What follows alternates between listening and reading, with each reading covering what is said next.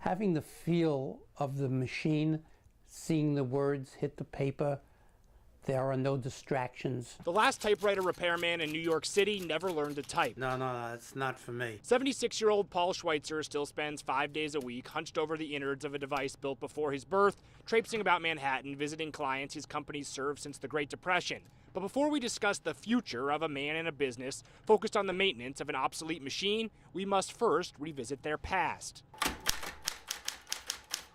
He started doing this work in 1932. Paul's father, Abraham, founded the Gramercy Typewriter Company, traveling office to office in Manhattan and manufacturing his own ribbons from his Brooklyn basement. My father would say, "Come down and help."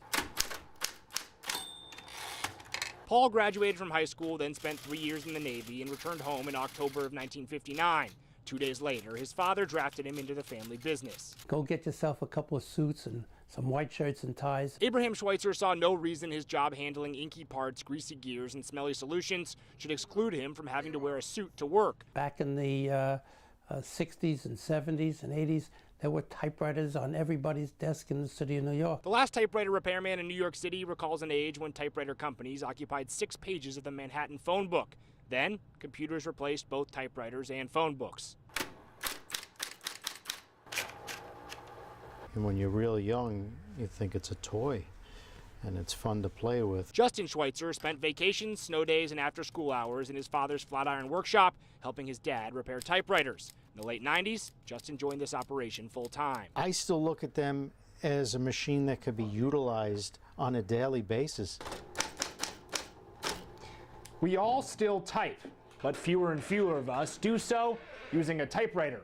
Those in New York who still do now have just one place they can bring their machines for service. Very, very little competition. After 55 years, Paul estimates he's repaired hundreds of thousands of individual machines. They've been in people's garages or in their attics. For how long, how many of the customers in Paul and Justin's files plan to continue paying to service their typewriters remains uncertain. But as long as the phone keeps ringing, as Schweitzer men do, Paul and Justin will continue to wind ribbon onto spools using a device Justin's grandfather crafted in the 30s, stockpile odd parts in odd drawers, and assemble graveyards of old machines to cannibalize for the resurrection of others. I have quite a large selection at the basement of my home. In the Flatiron District, I'm Matt King, Fox 5 News.